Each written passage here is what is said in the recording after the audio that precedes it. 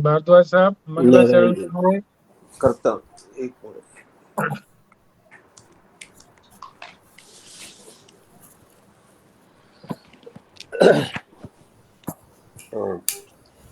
अखंड मंडलाकारं व्याप्तं येन चराचरं तत्पदं दर्शितं येन तस्मै श्री गुरुवे नमः। ध्यानमूलं गुरुमूर्ति, पूजामूलं गुरुपदं, मंत्रमूलं गुरुवाक्यं, मोक्षमूलं गुरु कृपा। ओम। बहुत अच्छे। आज कल से इम्प्रूवमेंट है और एक दो दिन में पूरी तरह से ध्वनि से आप युक्त करने लगेंगे। ठीक है जी। कल भगवान ने 19वें श्लोक के माध्यम से हमें बताया था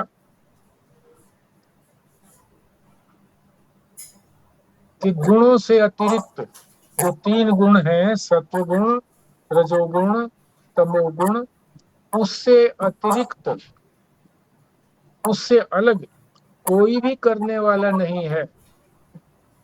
गुण ही अर्थात गुण ही करते भी हैं और भोगते भी हैं। और इन गुणों से अतिरिक्त कौन है? मेरा अपना स्वरूप, मैं आत्मा। वो कभी करती भी नहीं है, भोगती भी नहीं है। ये कल भगवान ने अच्छी तरह से हमको समझा दिया था। आज 20वां श्लोक हम करेंगे। पहले इसका पाठ, फिर इसको समझेंगे।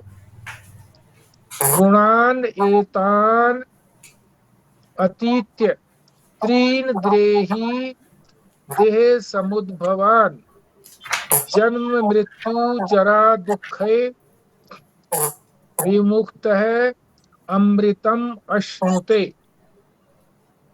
संजीव शर्मा जी। जी। गुणानेतानतीत्य त्रीन् देहि देहि समुद्भवान् जन्म मृत्यु जरा दुखे विमुक्त अमृतम अश्नुते। भारद्वाज साहब जी।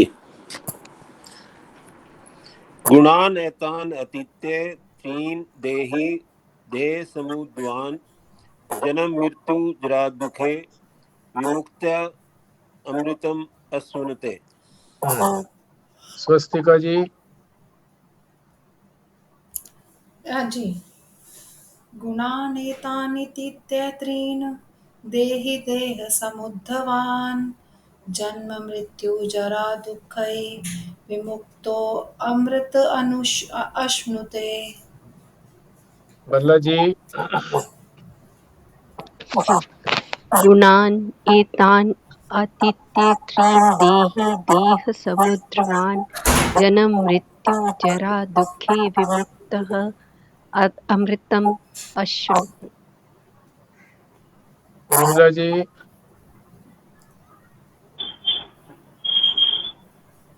गुणान एतान अतीत्य त्रीन् देहि देह समुद्भवान् जन्म मृत्यु जरा दुःखः विमुक्तः अमृतम अश्नुते।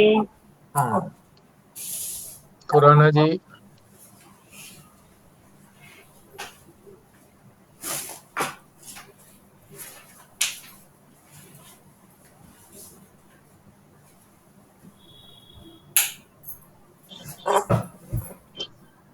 ठीक है, अर्थ समझते हैं।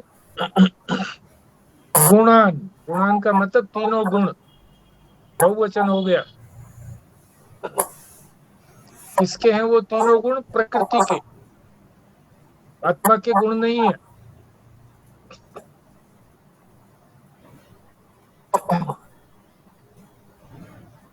तो क्या कह रहे हैं कि 3 गुणों से उत्पन्न ये देह, इसका क्या मतलब हुआ? देह समुद्भवान, इन 3 गुणों से ही ये देह उत्पन्न होती है।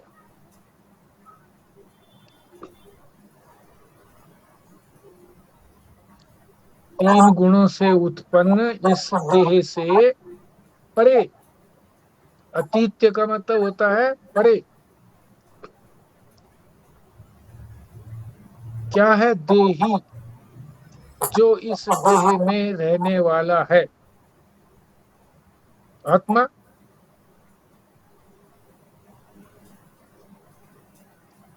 वही वास्तव में है। ये देह कुछ नहीं है, क्योंकि गुणों से उत्पन्न हुई है। गुण भी प्रकृति के रूप हैं। पिछले श्लोक में बताया ही था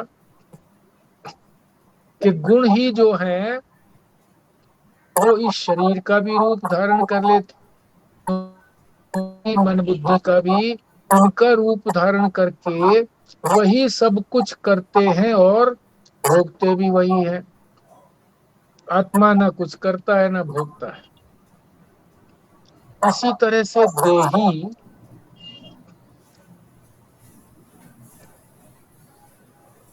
जो वास्तव में इसका मालिक है, देह का,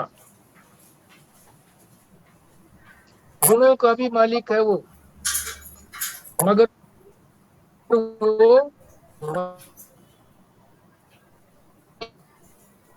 चिपकता नहीं है।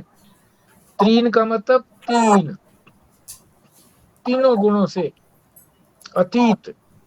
कौन है? देही,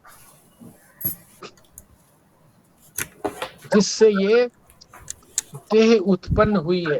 देह समुद्भवान, उद्भव का मतलब उत्पन्न होना। अगली पंक्ति, जन्म मृत्यु जरा दुख विमुक्त अमृतम अश्नुते। और जो इन तीन गुणों से परे हो जाता है वो देह से भी परे हो जाता है, क्योंकि तीन गुणों ने ही तो इस देह को उत्पन्न किया था।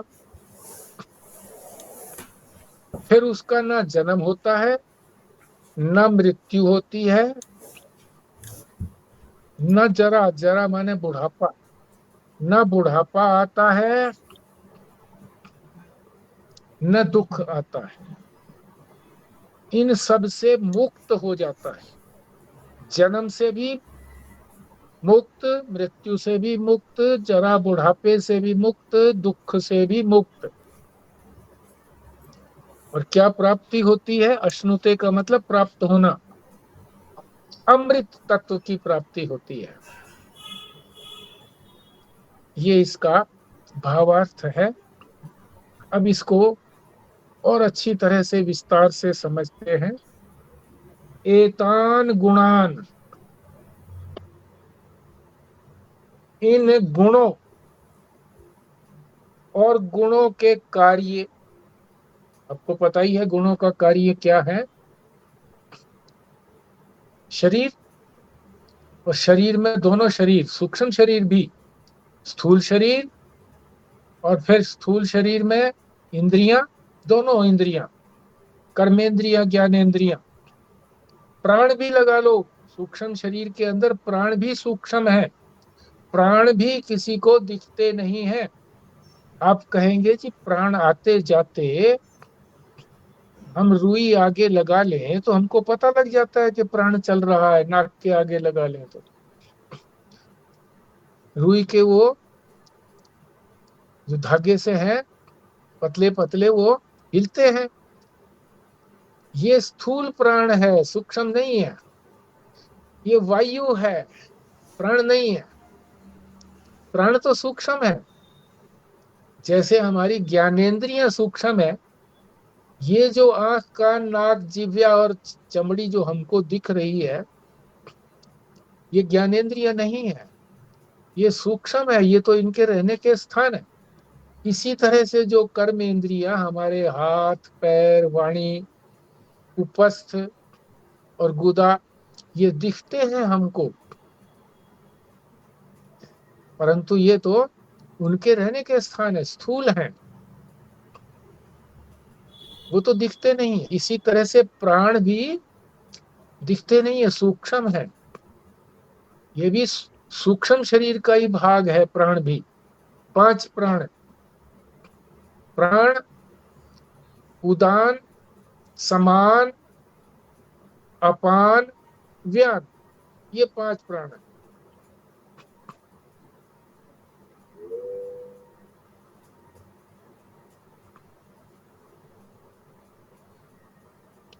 तो ये किस तरह से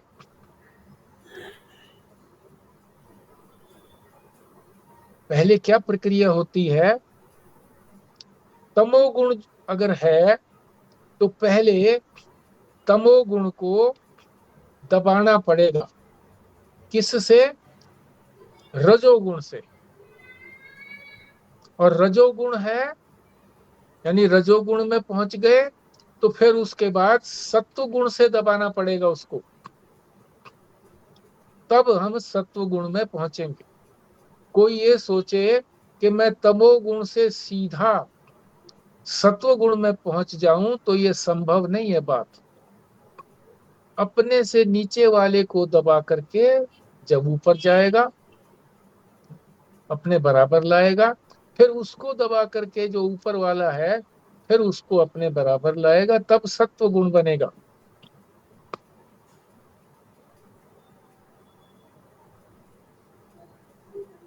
फिर ये जो अमानित्वम आदि जो साधन बताए थे, गुण बताए थे, उपाय बताए थे, ये क्या है? ये भी सत्व गुण ही है। जब सत्व गुण में पहुंच गए तो इन साधनों के माध्यम से हमने सत्व गुण को पक्का करना है कि हम सत्व गुण से फिर रजोगुण में भी ना जाएं, तमोगुण में भी ना जाएं, अपने आप न चले जाएं, प्रकृति के द्वारा संचालित न रहें। प्रारब्ध अगर संचालित करता है, प्रारब्ध क्या करता है? भूख लगाता है, नींद लाता है, तो फिर तो रजोगुण करना ही पड़ेगा, फिर तो कार्य करना ही पड़ेगा। कम से कम चबाना पड़ेगा, टुकड़े को उठा करके मुंह में डालना पड़ेगा, नींद लाने के लिए लेटना भी पड़ेगा या बैठना भी पड़ेगा। चलते चलते तो नहीं हो सकता, काम करते करते तो नहीं आएगी नींद, काम रुकेगा या नींद रुकेगी। तो कह रहे हैं कि जब सत्व गुण प्रधान हो जाता है तो साधक इन गुणों का अतिक्रमण कर जाता है, इनसे पार चला जाता है। जैसे यहाँ की सीमा पार करके नेपाल चले गए, इस तरह से। अब ये गुण कैसे हैं, इनका चरित्र भी समझना चाहिए। देह समुद्भवान, देह को उत्पन्न करने वाले।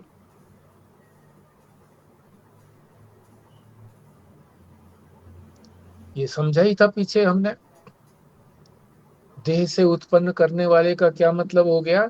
स्थूल देह को भी यही उत्पन्न करते हैं, इन्हीं यही तो स्थूल देह का रूप ले लेते हैं, यही जो है इंद्रियों का रूप ले लेते हैं, यही जो है मन बुद्धि का रूप ले लेते हैं, और यही जो है वो प्राणों का भी रूप ले लेते हैं। गुण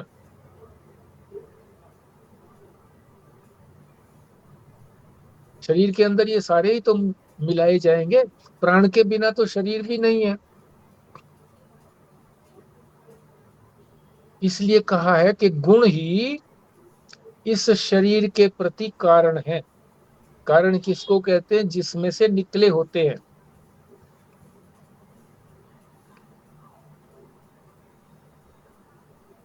गुणों में से ही निकला है, गुणों से ही उत्पन्न हुए है शरीर, ये सारी चीजें। अगर गुणों से परे चला गया साधक, पार कर गया, तो फिर गुण कुछ नहीं कर सकते। सीमा से पार हो गया कोई, एक देश की सीमा से दूसरी देश की सीमा में, फिर ये कुछ नहीं कर सकते। फिर उसको क्या होगा, जब तक ये गुणों की सीमा में है तब तक इनको योनियों की प्राप्ति होती, अच्छी बुरी योनियां। सत्व गुण में शरीर छोड़ता है तो ऊर्ध्व लोक की प्राप्ति होती है, ऊपर के लोक की, देवी देवताओं की। रजोगुण में छोड़ता है तो मनुष्य लोक की प्राप्ति होती है। तमोगुण में छोड़ता है शरीर, यानी प्राण छूटते हैं, भागते हैं, तो फिर पशु पक्षी कीट पतंग नरक योनि में जाते हैं। तो सतोगुण में वो क्या नाम, प्रारब्ध खत्म हो जाता है, समाप्त हो जाता है? नहीं, नहीं होता। जब तक गुण है प्रारब्ध समाप्त नहीं होता। ज्ञान होने के बाद ही प्रारब्ध की समाप्ति होती है। हाँ, प्रारब्ध भोग लिया जाता है। ज्ञान न हो तो प्रारब्ध तो भोगा ही जाएगा, क्योंकि शरीर प्रारब्ध ने दिया है, भोगने के लिए ही दिया है कि सुख दुख का भोग करे। फिर उसको सुख दुख भी नहीं होता है, सुख दुख से भी परे चला जाता है। प्रारब्ध नहीं रहता ज्ञान के बाद।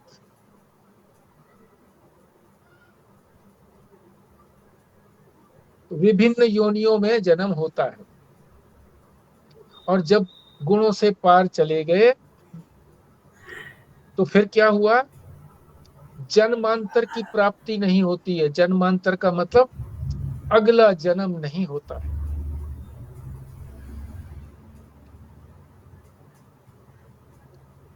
ये देही जो शब्द यहाँ पर दिया हुआ है, ये भी विशेष करके दिया हुआ है। देही, देही इसलिए कहा है, देह में रहते हुए, यानी जीवित रहते हुए। जीवित रहते हुए ही गुणों को पार करना है, जीवित रहते ही गुणों का अतिक्रमण करना है। मरने के बाद अतिक्रमण नहीं होगा, जिंदा रहते हुए ही, इसीलिए देही कहा है। देही तीन गुणों से अतीत हो जाए। साधक तीन गुणों से जब अतीत हो जाता है, कब, इस देह में रहते हुए ही, जीवित रहते हुए ही, जब तक जीवन है, प्राण चलते हैं, तब तक अगर वो पार हो गया तो अगला जन्म नहीं होगा। तो ये बात विशेषता आ गई। देही का मतलब यही हुआ, देह में रहते हुए, जीवित रहते हुए। अब दूसरी बात भी विशेष आ रही है, समाधियों का वर्णन हो रहा है। दो प्रकार की समाधि, योगज समाधि और ज्ञानज समाधि। एक समाधि होती है जो योग से प्राप्त होती है, पातंजलि योग, जिसके 8 कदम हैं, 8 सीढ़ियां हैं। 8वीं सीढ़ी में पहुंच करके फिर समाधि लगती है। उस समाधि में उसको क्या अनुभव होता है, शरीर अनुभव नहीं होता। अपना जो स्वरूप है, सच्चिदानंद स्वरूप, वही अनुभव में आता है कि मैं सच्चिदानंद हूं। शरीर की प्रतीति ही नहीं होती, शरीर को भूल जाता है।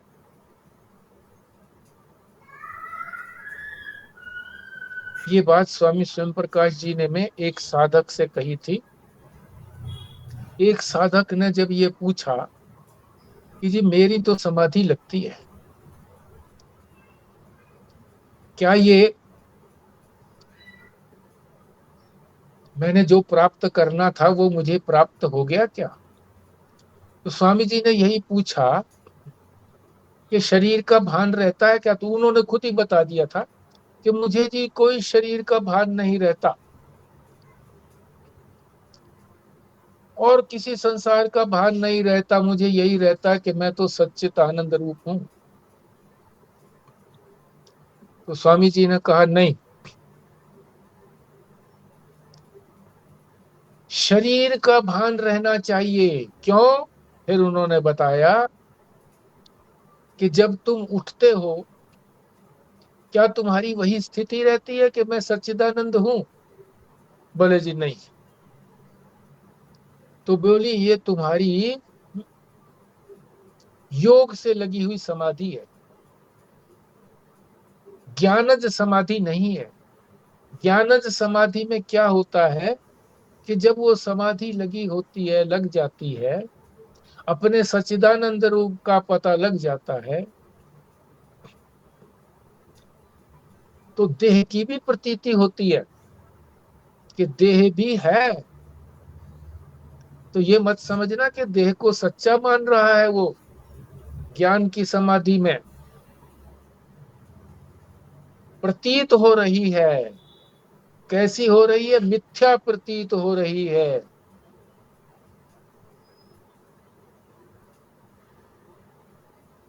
जैसे जहां सांप दिख रहा था, रस्सी नहीं दिख रही थी, अब प्रकाश होने के बाद रस्सी दिख रही है सांप की जगह।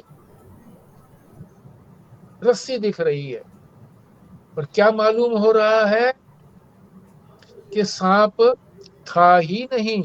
चाहे अब भी उसको प्रतीत हो रहा हो सर्प, वैसे प्रतीत होता नहीं है फिर।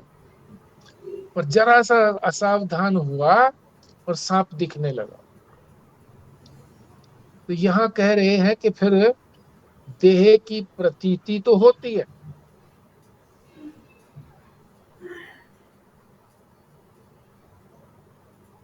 पर वो सच्ची प्रतीति नहीं है कि ये देह सच्ची है। अभी तो हम देह को सच्चा मान रहे हैं, अपना मान रहे हैं। जब हम अपने स्वरूप को अपना मान रहे हैं कि मैं सच्चिदानंद स्वरूप हूं, तो फिर मैं शरीर को कैसे मानूंगा? एक बार में एक ही चीज को तो सच्चाई से माना जा सकता है।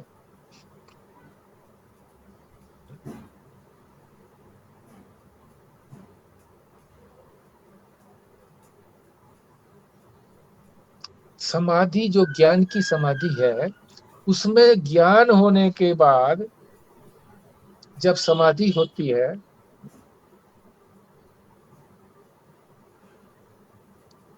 वो उसमें जब वो उस ध्यान से उठता भी है ज्ञानी, तो भी उसकी वो समाधि बनी रहती है। समाधि का बने रहने का क्या मतलब? मैं सच्चिदानंद रूप हूं, ये उसको तब भी पता रहता है, ये जानते हुए भी कि देह चल रही है, मैं नहीं चल रहा। ये स्थिति जीवित रहते हुए ही रहनी चाहिए, इसीलिए देही कहा है। और जो इसको पार कर जाता है, तीन गुणों को, वो जन्म आदि से परे हो जाता है। आदि क्यों लगाया? क्योंकि यहाँ श्लोक में दिया हुआ ना, जन्म, मृत्यु, जरा, बुढ़ापा, दुख, इन सबसे पार हो जाता है। मृत्यु को भी पार कर गया, जन्म को भी पार कर गया। क्यों? अब गुणों का संग नहीं रहा, गुणों से पार हो गया, गुणों का संग नहीं रहा। गुण ही शरीर के रूप में दिखाई देते थे, स्थूल शरीर के रूप में, इंद्रियों के रूप में, मन बुद्धि के रूप में, प्राणों के रूप में दिखाई दे रहे थे, अपना मान लेता था। अब जब गुणों का संग छूट गया, तो शरीर का भी संग छूट गया, स्थूल शरीर का भी छूट गया, इंद्रियों का भी, मन बुद्धि का भी, प्राण का भी संबंध छूट गया। अब मृत्यु से भी पार हो गया। मृत्यु किसकी होगी?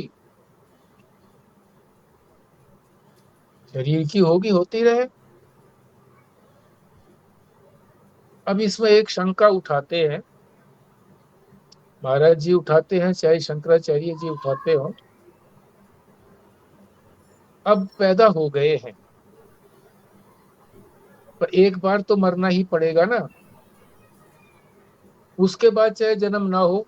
यही शंका आती है सबके मन में कि ठीक है जी, अब तो पैदा हुए ही हैं, अब तो दिख ही रहा हमको पैदा हुए हैं, मृत्यु हो जाएगी फिर जन्म नहीं होगा। बड़ी विलक्षण बात बता रहे हैं, परंतु भगवान तो यही कह रहे हैं, क्या कह रहे हैं, मृत्यु से भी मोक्ष हो जाएगा। कहा है ना ये, जन्म मृत्यु विमुक्त। ये जो विमुक्त शब्द है इसका अर्थ है मुक्त हो जाएगा, इससे मृत्यु से भी मोक्ष हो जाएगा।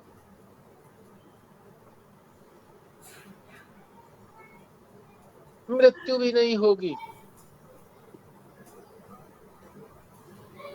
मृत्यु का क्या मतलब होता है? जब प्राण इस शरीर को छोड़ करके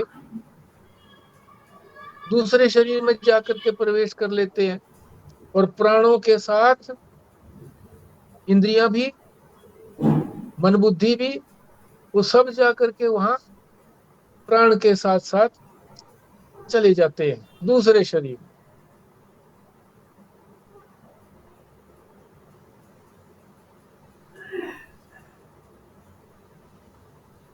ज्ञानी प्राण के साथ इंद्रियां कैसे जाएंगी? हवा के साथ पत्ते नहीं उड़ा के लेकर चली जाती हवाएं। हवा तो पता नहीं किस किस चीज को लेकर के चली जाती है। और ये जो हवा हमको स्थूल दिख रही है, जो तेज आंधी आती है, ये तो कुछ भी नहीं है। जितनी शक्ति शक्ति उसी में है, सूक्ष्म प्राण में। ये तो सूक्ष्म प्राण का जब यहाँ स्थूल स्थूल रूप से हमको दिखाई देता है, तो ये नहीं दिखाई देता, वो चला जाता है। हाँ जी बोलो, क्या कह रहे थे? इंद्रियां तो स्थूल होती है ना। कौन कहता है?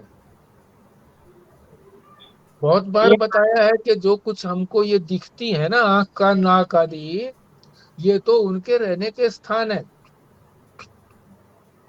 मैं एक मकान में रहता हूँ, 5 कमरे हैं मान लीजिए, इस मकान के अंदर 5 लोग रहते हैं अलग अलग, आपस में कोई संबंध नहीं है, मगर वो अलग अलग हैं सब 5।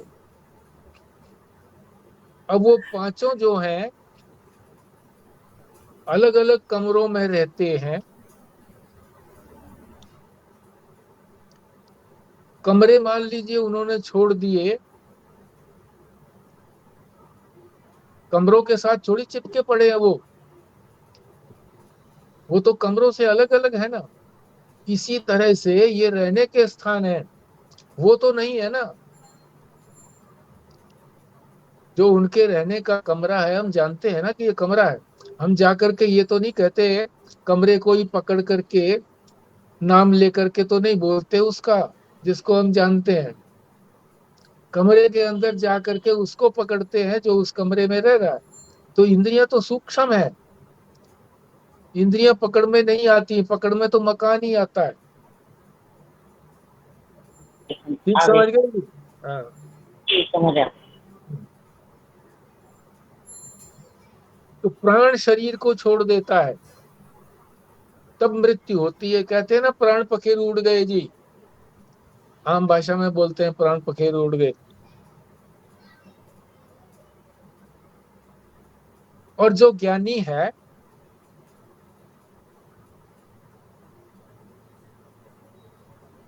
वो तो गुणों से पहले ही पार हो गया है। अब गुणों से पार हो गया तो प्राण का क्या मतलब रह गया? प्राण भी तो गुण ने ही उत्पन्न किए थे, गुणों का ही तो कार्य है प्राण भी।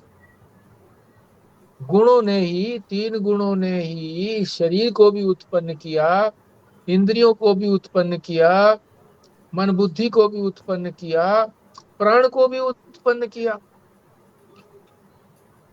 गुणों ने। अब ज्ञानी जो है गुणों से पार हो गया, तो प्राणों से भी पार हो गया वो। तो उसके लिए क्या कहा जाता है ज्ञानी के लिए? न तस्य प्राणा उत्क्रामंती, उसके प्राण उड़ते नहीं है। उत्क्रामंती का मतलब ऊपर नहीं जाते हैं। लोग कह देते हैं ना, जैसे हम भाषा में बोलते हैं कि प्राण पखेरु उड़ करके चले गए भगवान के पास। तो ज्ञानी के प्राण पखेरु नहीं उड़ते,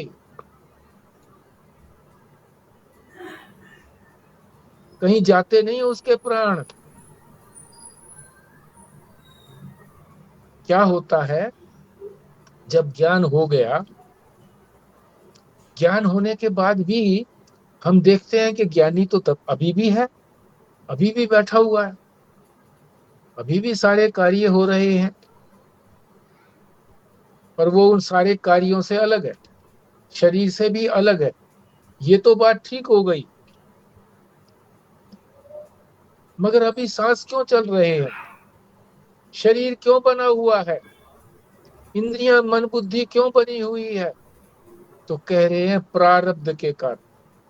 ये शरीर जो परमात्मा ने बनाया, शरीर के अंदर सब कुछ लगा लेना, ये सूक्ष्म शरीर भी लगा लेना, प्राण भी लगा लेना। ये किस लिए बनाया?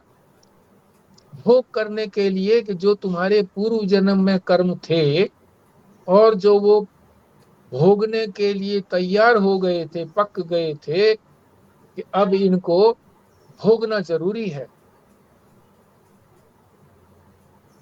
भोगने के लिए तोड़ लो फल को, नहीं तो बिखर जाएंगे ये। तो शरीर को उत्पन्न किया। तो जब तक प्रारब्ध है, तब तक ये शरीर भी दिखाई देगा, इंद्रियां भी, मन बुद्धि भी, प्राण भी चलते हुए दिखाई देंगे। पर उनका अब कोई कार्य बाकी नहीं रहा है। कार्य तो कोई बाकी नहीं रहा है। प्रारब्ध समाप्त होने के बाद, प्रारब्ध रहते तो है उनका काम। परमात्मा ने ऐसा भरा हुआ ही है, फीड किया हुआ है इस तरह का, कि जब तक प्रारब्ध है, जितना भोग भोगना है, सुख का या दुख का, भोग तो दो ही तरह का होता है, सुख और दुख। बाकी तो सारी अलग चीजें हैं, वो भोग में शामिल नहीं है। इतना भोग भोगना है। और वो भोगेगा कब? जब शरीर रहेगा, इंद्रियां रहेंगी, मन बुद्धि रहेगी, तभी तो भोगेगा। मन भोगेगा, और मन कहाँ रहेगा? शरीर में रहेगा। और शरीर जीवित कब तक रहेगा? जब तक ये प्राण रहेंगे। ये सारी चीजें, ये संघात सारा का सारा बना रहेगा, तभी तो प्रारब्ध भोगा जाएगा। और जब भोग लिया गया, भोग समाप्त हो गया, अब प्राणों का कोई काम बचा नहीं है।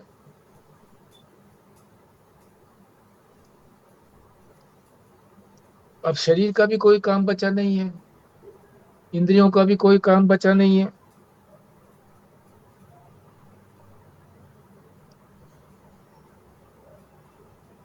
तो कहीं आते जाते नहीं है ये प्राण। उसके आना जाना तो उसी का होता है, प्राण है जिसने अगला जन्म लेना होता है।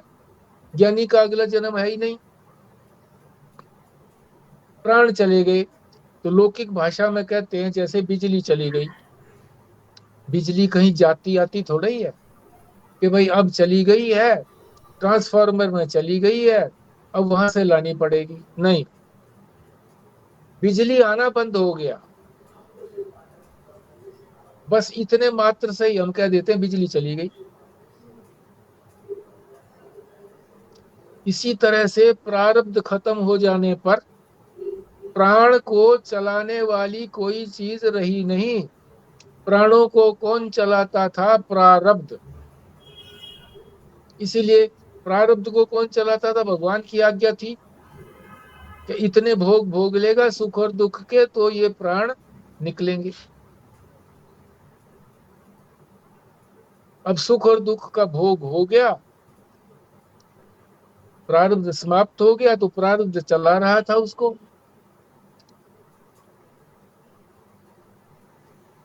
अब उसको प्राण को चलाने वाली कोई वस्तु रही नहीं, इसलिए प्राण नहीं चलता है। तो लोग कहते हैं कि प्राण चले गए, गए आए कहीं भी नहीं, प्राण चलना बंद हो गया बस। ये जो स्थूल प्राण हमको दिख रहे हैं, वेंटिलेटर चला लगा करके भी जो वायु जो है वो अंदर भरी जाती है, फिर उसको निकाला जाता है, ये भी स्थूल प्राण है। ये स्थूल प्राण भी उस सूक्ष्म प्राण को चलाने के लिए कोशिश करते हैं। जब वो सूक्ष्म प्राण का कोई कार्य नहीं रहा, अब प्रारब्ध समाप्त हो गया, तो वेंटिलेटर भी कोई काम नहीं करेगा, कितनी ही उसमें फोर्स लगा दो। तो प्राण चलना बंद हो गया बस, इतना मात्र ही है। प्राण उसके कहीं गए आए नहीं है। इसीलिए कहते हैं कि ज्ञानी की यही मृत्यु नहीं है, यहां भी मृत्यु नहीं है। ज्ञानी की कोई मृत्यु थोड़ी हुई यहां पर। मृत्यु किसको कहते हैं? प्राणों का न रहना ही मृत्यु को कहते हैं। तो प्राण तो पहले ही, उनसे तो पहले ही मुक्त हो गया था। वो तो गुणों का कार्य था, गुणों ने ही प्राण को पैदा किया था और गुणों से परे चला गया था।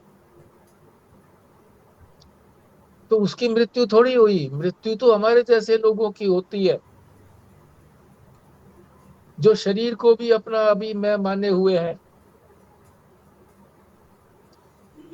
ज्ञानी तो शरीर से भी छूट गया, इंद्रियों से भी, मन बुद्धि से भी, प्राणों से भी अपना नहीं मान रहा, अपना नहीं मान रहा, मगर चल रहे हैं प्राण, मन बुद्धि भोग रहे हैं प्रारब्ध के इशारे से। भगवान के इशारे से प्रारब्ध चला रहा है।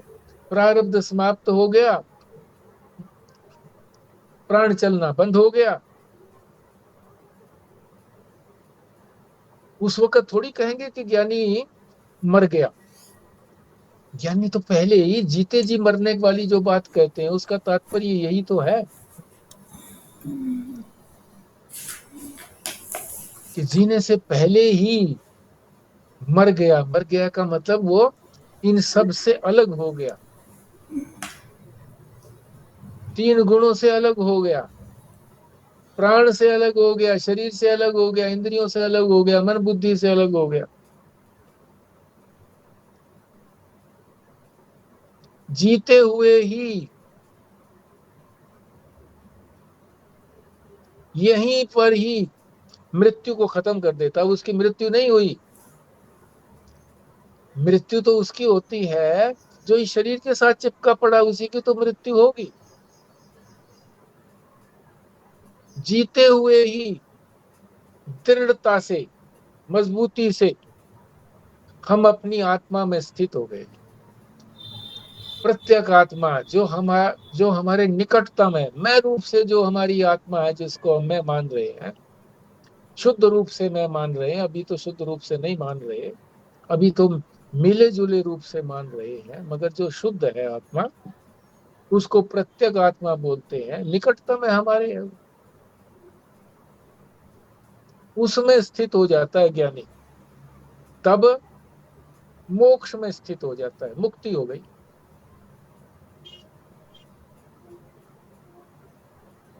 इसीलिए कहते हैं मृत्यु से कोई डरो मत। तो करो क्या फिर? उससे बचने का उपाय करो, मृत्यु से, कि मृत्यु ना हो। जैसे ज्ञानी की मृत्यु नहीं हुई, पहले ही उसने सबको छोड़ दिया।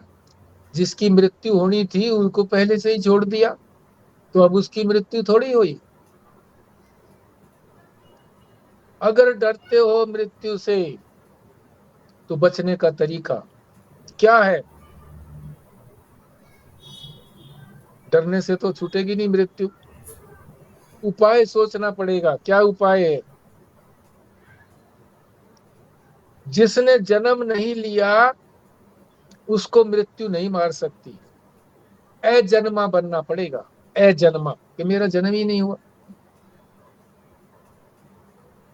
जन्म रहितता, यही तो हमारा स्वरूप है। सच्चिदानंद, सच्चिदानंद का कभी जन्म नहीं होता, न कभी मृत्यु होती। जब अपने स्वरूप को पा लिया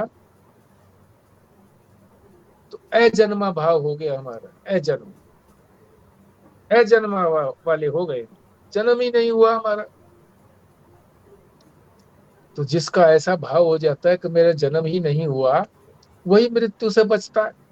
ये बचने की बात बताइए। यही इस बात को समझ लिया जिसने कि मेरा जन्म नहीं हुआ। क्योंकि शरीर मन के जन्म लेने से हम उसके साथ अपनी एकता कर लेते हैं। शरीर के साथ यही मैं ही हूं, इंद्रियों के साथ मैं ही हूं, मन बुद्धि के साथ मैं ही हूं, ऐसा समझ लेते हैं। तादात्म्य में कर लेते हैं कि वो और मैं एक है। कौन? शरीर आदि, इंद्रियां आदि, मन बुद्धि आदि। अब ये जो आदि शब्द लगाया है ना, जन्म आदि, जन्म मृत्यु आदि, अब इसका क्या मतलब हो गया? शुरू में जब जन्म होता है और बाद में जब मृत्यु होती है, तो बीच में भी तो क्या आता है? बुढ़ापा, दुख। तो बुढ़ापे और दुख को तो बता रहे हैं यहाँ पर बालकपन भी आता है, जवानी भी आती है। वो क्यों नहीं बताया है? तो वो भी उसी के अंदर बीच में ही तो शामिल है। जन्म और मृत्यु के बीच में ही तो है ये जन्म मृत्यु जरा व्याधि। एक जगह कहा भी है, भगवान ने खुद ही कहा है, जन्म मृत्यु जरा व्याधि दुख दोषानु दर्शनम। पर यहाँ एक बात और बताने के लिए कहा है। जरा क्यों कह दिया? जन्म और मृत्यु कह देते फिर उनके अंदर तो सारी चीजें आ जाती है। जरा क्यों कह दिया? बालकपन क्यों छोड़ दिया? जवानी क्यों छोड़ दी? तो कहते हैं बालक को तो कोई समझ ही नहीं होती। जवानी बीत जाती है, जब बुढ़ापा आ जाता है तब उसको समझ में आती है बात।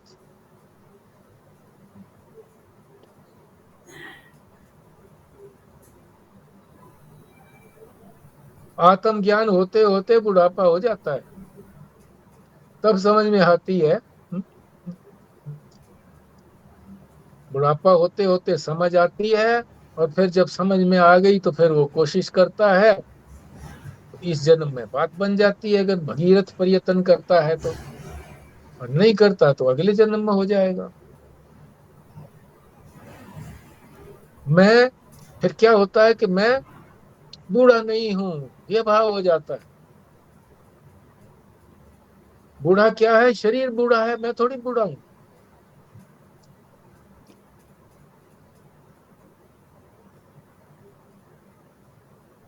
बीमारी भी आती है, बीमारी को भी ले लेना चाहिए। दुख तो बताया ही है यहाँ पर, बीमारी भी ले लो, दुख भी ले लो। दुख होता है तो मैं दुखी नहीं हूं, मन दुखी है।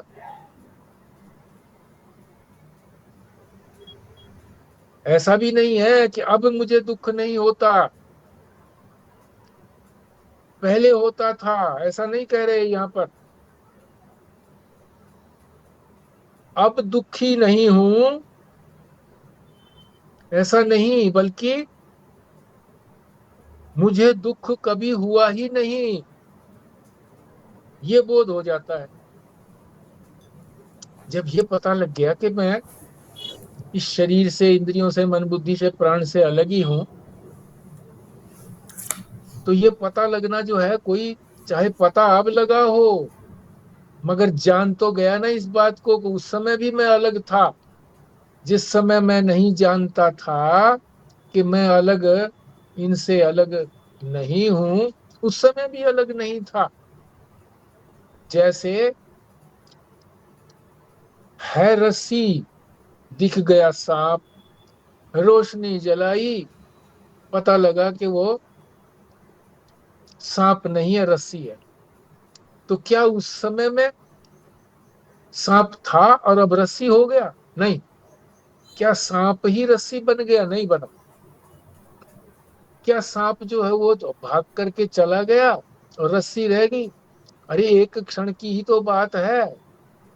एक एक क्षण में जब वो सर्प दिख रहा था, अगले ही क्षण में रस्सी दिख गई।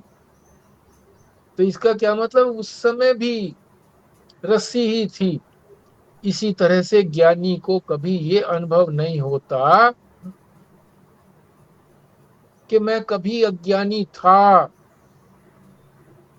मैं कभी शरीर वाला था, मुझे कभी दुख हुआ था। ये नहीं अनुभव होता। इन सब से छूट जाता है। इनसे सबसे छूट जाने के बाद फिर ये क्या कहा है, जरा जन्म मृत्यु जरा व्याधि, व्याधि नहीं, क्या जन्म मृत्यु जरा व्याधि भी लगा लो, दुख है, विमुक्त है। इनसे विमुक्त हो जाता है। और फिर उस मुक्त का मतलब मोक्ष हो जाता है, छूट जाता है। और फिर आगे शब्द दिया है, अमृतम अश्नुते, अमृत तत्व की प्राप्ति होती है। तो ये दूसरी बात हो गई। इसका क्या मतलब हो गया? अमृत तत्व की प्राप्ति होती है। अमृत तत्व क्या है? परमानंद। परम आनंद ही तो अमृत है। इस शरीर आदि से छूट गए तो दुखों से छूट गए, दुखों की आत्यंतिक निवृत्ति हो गई, विमुक्त हो गए। और अमृतम अश्नुते, अमृत तत्व की प्राप्ति हो गई, यानी सच्चिदानंद की प्राप्ति हो गई। ऐसा नहीं है कि वो प्राप्ति पहले नहीं थी, पहले भी थी।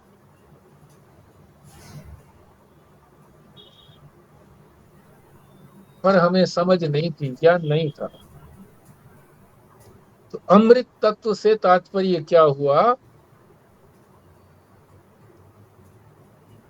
विमुक्त और अमृत तत्व,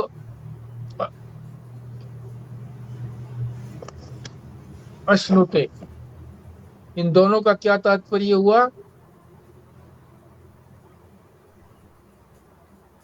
का अर्थ हो गया आत्यंतिक। आत्यंतिक का मतलब है कि पहले भी दुख नहीं था, अब भी नहीं, आगे भी नहीं रहेगा, दुख होगा ही। और अमृत तत्व, अमृत, अमृतम अश्नुते, इसका क्या मतलब है? अमृत तत्व की प्राप्ति, परमानंद की प्राप्ति अभी नहीं हुई है, पहले भी परमानंद की प्राप्ति थी, अब भी है, आगे भी बनी रहेगी। इसीलिए कहते हैं प्राप्त की प्राप्ति।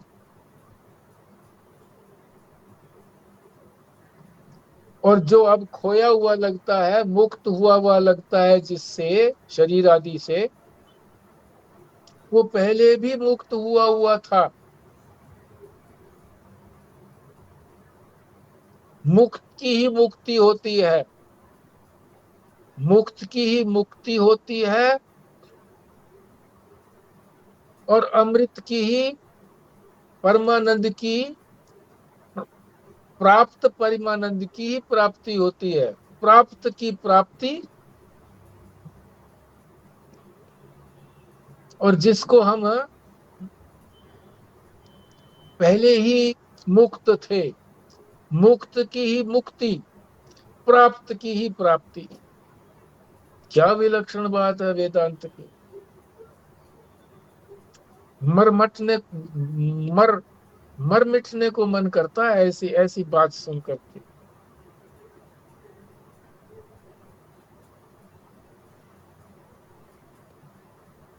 आत्यंतिक दुख निवृत्ति अर्थात कभी भी दुख न हुआ, न है, न होगा।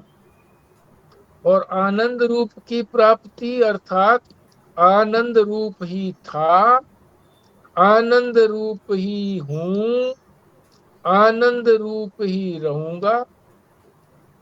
मैं ब्रह्म हूं, अहम ब्रह्मास्मि। ब्रह्म कैसा है? आनंद स्वरूप है, इसलिए मैं स्वयं आनंद स्वरूप हूं। अमृतम अश्नुते। और मदभावम अधिगच्छति, जो पिछले श्लोक में आया था कि मेरे ही भाव की प्राप्ति हो जाती है। मेरा भाव क्या है? भगवान का क्या भाव, किस भाव में रहते हैं? सच्चिदानंद रूप में, सच्चिदानंद की प्राप्ति, उस भाव में चला जाता है जी।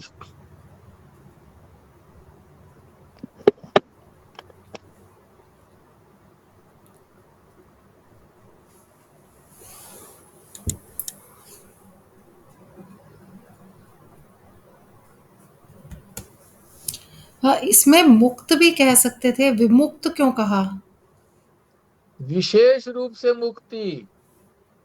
मुक्त तो हम यही कहते हैं, लड़की की शादी हो गई, अरे मुक्त हो गए भाई यार, चलो गंगा जी नहा लेते हैं।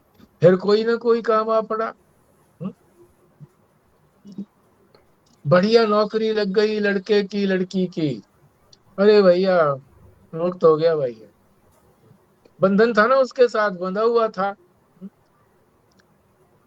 उसकी उसकी नौकरी नहीं थी, मेरी नौकरी नहीं थी। असल में तो उसकी नौकरी नहीं थी, पर मैं चिपका हुआ हूं तो यही लगा कि मेरी नौकरी नहीं थी। और नौकरी लग गई है, तो उसकी नहीं लगी, मेरी भी लग गई साथ में। विशेष रूप से मुक्त हो गया। अब वापस आने की कोई गुंजाइश नहीं है। किससे मुक्त हुआ? जन्म से, मृत्यु से, है, बुढ़ापे से, रोग से, दुख से, इन सब से मुक्त हो गया। विशेष रूप से मुक्त हो गया। किसी को टाइफाइड हो गया, टीबी हो गई, अरे भैया ठीक हो गई, मैं तो मुक्त हो गया। टीबी ठीक हो गई, कुछ और बीमारी लग गई। तो ऐसी मुक्तियां कई बार आती जाती रहती है। ये विशेष मुक्ति है, विमुक्त, विशेष मुक्ति। और जी?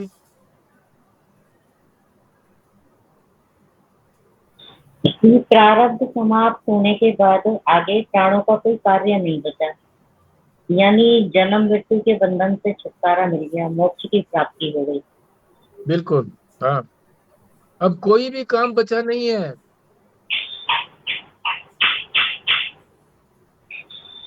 जो करना था सो कर लिया, जो पाना था सो पा लिया, अब काम क्या बाकी रहा।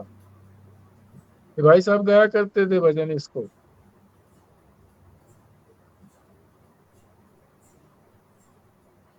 तो इस भजन को वही अप्रिशिएट करते थे, आनंद में लेते थे, जिसको ये, जिसने ये सुन लिया था, जो गीता ने कहा है, भगवान ने जो कहा है, समझ लिया था, है, वो तो इसको बार बार सुनना चाहता था। दूसरे जो सुनना चाहते थे उनको भी इसलिए अच्छा लगता था कि भाई ये लक्ष्य हमको पाना है कि जिस वक्त कभी तो दुख होगा भी नहीं, दुखों की आत्यंतिक निवृत्ति और परमानंद की प्राप्ति। ये भी जब तक 3 गुणों से बंधे रहेंगे बंधन में, तब तक उससे पार नहीं जाएंगे, तब तक ये नहीं हो सकता। नहीं हो सकता, बिल्कुल ठीक है। 3 गुणों से तो पार जाना ही है।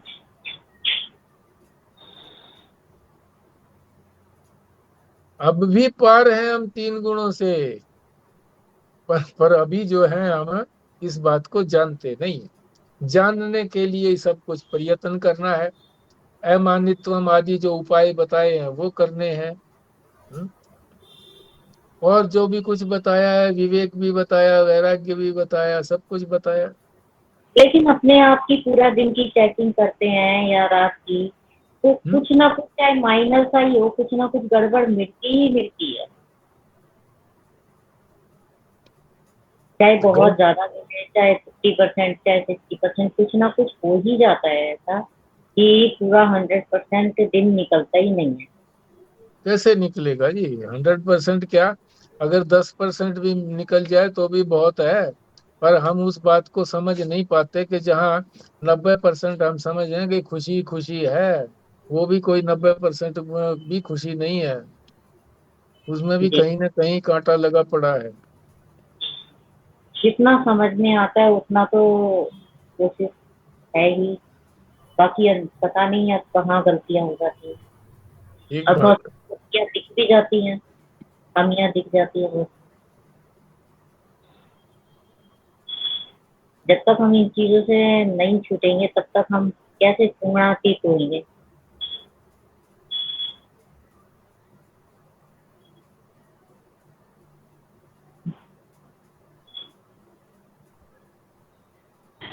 गुणातीत व्यास जी जीते जी ही होंगे। बिल्कुल।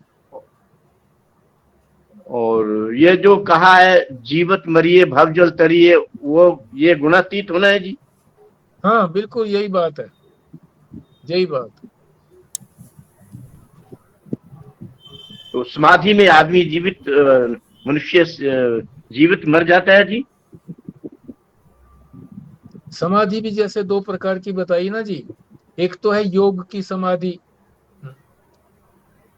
प्राणायाम आदि वाली, जो 8 साधन है वो करके पतंजलि योग वाली समाधि। उसमें जिस वक्त वो समाधि के अंदर होता है, उसे कुछ नहीं मालूम होता शरीर आदि का, बस अपने स्वरूप का ज्ञान होता है कि मैं सच्चिदानंद हूं। मगर जब उठता है तो फिर अपने आप को ये महसूस करने लगता है कि मैं शरीर हूं, मन बुद्धि आदि हूं, सब यूं का यूं। मगर जो ज्ञानज समाधि बताई है ना, कि ज्ञान हो गया, क्योंकि उस समाधि में ज्ञान होता नहीं है। इस ज्ञानज समाधि जो ये बताई जा रही है वेदांत के अंदर, इसका तो मतलब है हर समय समाधि में रहता है, हर समय अपने आप को इस सब कुछ से अलग जान रहा है, शरीर आदि से, सब कुछ से, 3 गुणों से, मृत्यु से, जन्म से, सबसे अलग जान रहा है। इसी को सहज समाधि भी बोलते हैं संत मत में, भक्ति मत में, सहज समाधि, कि उसके लिए प्रयत्न नहीं करना पड़ता फिर।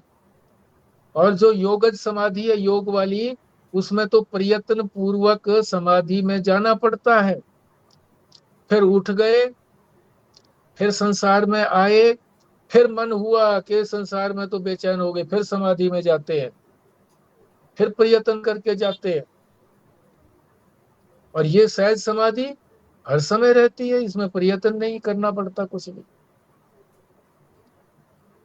अपने घर में जाने के बाद कोई प्रयत्न थोड़ी करना पड़ता है।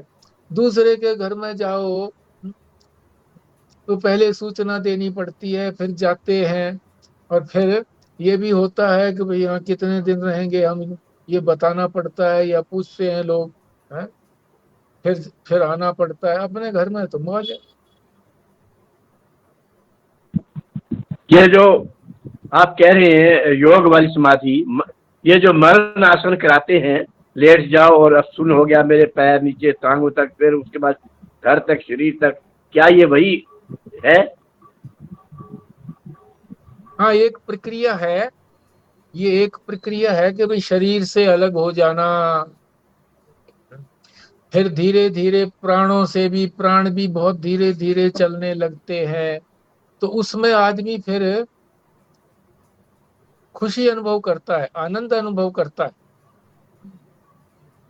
कि ये शरीर ही तो मेरे को तंग कर रहा था, ऐसा मालूम भी पड़ता है उसको, कि शरीर से अलग हुआ हूं मैं, तभी तो मेरे को आनंद आया है। पर ये आनंद जो है, ये लंबा आनंद नहीं है, कुछ समय के लिए ही तो आनंद ले पाएंगे। आनंद ना कहो इसको, सुख कह दो, आनंद कह दो, तो भी कोई आपत्ति नहीं है, मगर परम आनंद नहीं है ये। काल की सीमा में आनंद है, कितनी देर रहेंगे? ये जो सहज समाधि में तो मन की रुकावट ज्यादा है जी। मन की तो सब में ही रुकावट है, योग में भी मन की रुकावट है। जो आप लेटने की बात कह रहे थे और जो योगी राज नानक चंद जी यहाँ करवाया करते थे दिल्ली में, आपने भी अटेंड किया, मैंने भी अटेंड किया, तो यही कराते थे, इसी से आगे बढ़ने की बात वो कराते थे। पर इसी में ही लोग अटके रहते थे, या जिसको ये अच्छी तरह से आ गया तो वो यही समझता था कि मेरे को तो हो गया, आगे फिर उनकी बात को पकड़ ही नहीं पाया अगला। दूसरे जो उनके शिष्य थे वो नहीं पकड़ पाए, बस यहीं तक रहा। इसी को उपलब्धि मान जाते हैं आजकल, यही तो करवाते हैं सभी जो भी योगी लोग या जो दूसरे हैं, कुछ देर के लिए बैठा देंगे भाई, हाँ ठीक है बैठो जी, ध्यान में बैठो, कोई भी तरह तरह की बात बता करके भी यहाँ से करना है, तो ध्यान एकाग्र हो जाता है। तो मन जब एक जगह शांत हो जाता है तो आनंद की अनुभूति होती है। मन ही जो है हमारे को आनंद नहीं लेने देता, एक जगह जाएगा फिर दूसरी जगह जाएगा फिर तीसरी जगह जाएगा, दुखों के अंदर ही चलता रहता है। सब दुख वाले ही तो हैं वस्तुएं, उन्हीं में चलता रहता है, तो वहां कहाँ से सुख मिलेगा। जब शांत हो जाता है तो सुख मिलता है। ठीक है जी, अब पूर्ण आहुति करते हैं। हाँ जी, कौन करेगा? सुरेंद्र जी करेंगे? भारद्वाज जी? ओम पूर्णमद। ट्राई करता हूँ, ट्राई करता हूँ। हाँ ठीक है। ओम पूर्णमद पूर्णमिदम पूर्णात् पूर्णमुदच्यते पूर्णात् पूर्णमदाय पूर्णमेवावशिष्यते। ओम शांति शांति शांति। ठीक है, ठीक, ओके। ठीक था जी, उच्चारण ठीक था? हाँ ठीक था जी, ठीक था। नारायण नारायण नारायण नारायण। नारायण।